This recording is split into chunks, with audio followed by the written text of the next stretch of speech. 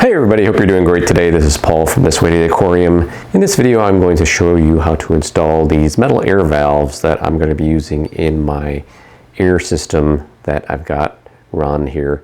So it's a central run air system. There's a central pump. There are PVC pipes run in a loop, and basically you need to tap into each section of the pipe and insert one of these metal valves.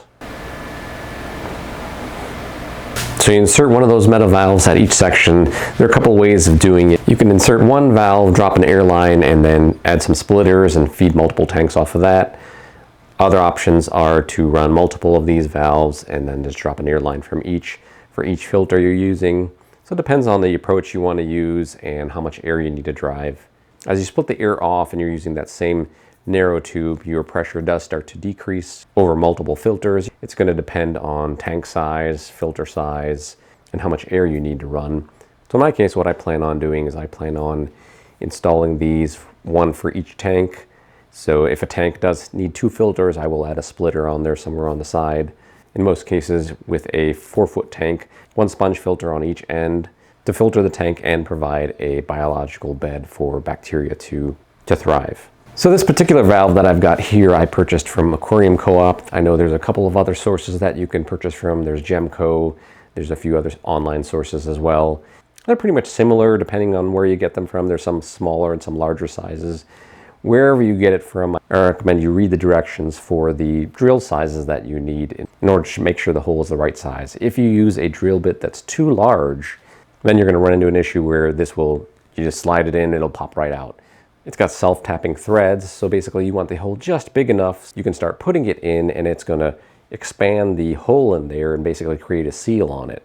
Consider with this is the angle you're going to put them on. Do you want them dropping straight down? Do you need that at a slight angle just so it's easier to reach, depending on your tank sizes, where your tanks are set, and where these lines are running. In my case, the tanks are going to be right in front. In order to adjust these valves, open them up, close them off, or whatever, you need to get up a little higher. So it depends on your situation. If you're running the PVC a little lower, then where it's more accessible, then that's not as much of a consideration.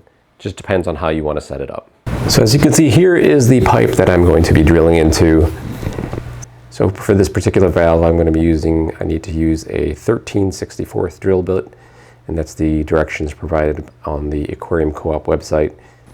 So just to make it a little easier to drill, I've got a smaller drill bit that's going to serve as drilling a pilot hole. That'll make it easier to drill the bigger hole. I'd recommend being careful with this too. I mean, while you do have some thickness in the PVC pipe over here, you don't want to go all the way through, so you want to take it nice and slow. So just find a point and just start it up slowly. Increase the speed. And I've gotten through. I swapped out the drill bits. I've got my 13/64 drill bit here, and I'm going to drill it. Same type of thing, just go slow. You don't need to go fast. It's pretty easy to do. So once you've got the hole drilled, you're going to use this valve as a bit in and of itself. You're going to install it into the drill. The reason I'm holding my hand up here is just to keep this in focus so you can see it. So I will demonstrate that now. Basically, you want to open up the chuck on your drill. So as you can see, I've got it inserted into the chuck of the drill. So you don't want to over tighten it though when you're putting it in there. You don't want to crush the valve itself. You just want it tight enough where when it turns, it's going to cause it to turn in. So you can do this by hand. You can try and put it in there. It's going to take effort. You might want to use a pair of pliers or whatnot, but you also want to be careful not to damage the valve itself too. Now,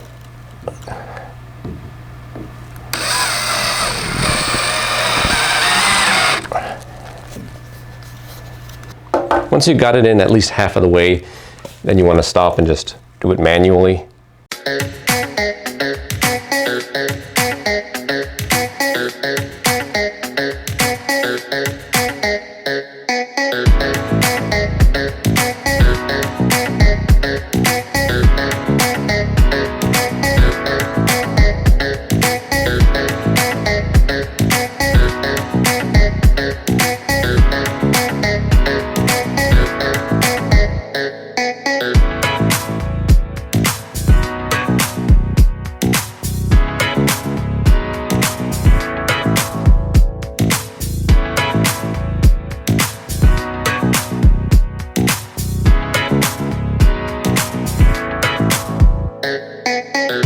So if you do have any doubt as to how easy it is and you want to practice on your actual line and mess that up, you can always use a spare piece of PVC if you have a spare piece laying around.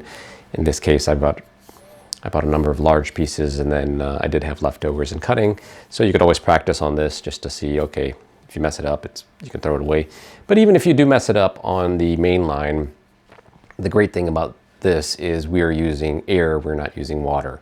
Now in terms of water, yeah, definitely you want to make sure if you mess it up, you want to make sure that's very tightly sealed because you don't want any leaks. But even in terms of air, you don't want that leaking. You want all your air to be driven to your aquariums. You don't need any waste. So you can buy things from your local hardware store like PVC cement. That'll help seal up the holes. You could use something like liquid nail. That would also help seal up the hole. So basically, even if you do goof it up, that's fine. Just seal up the hole, start right next to it, and that will hold, and you'll still have air going where you want it to. So that's all I have for this video. Hope you enjoyed it. Please hit that subscribe button, and thank you for watching, and I'll see you in the next video.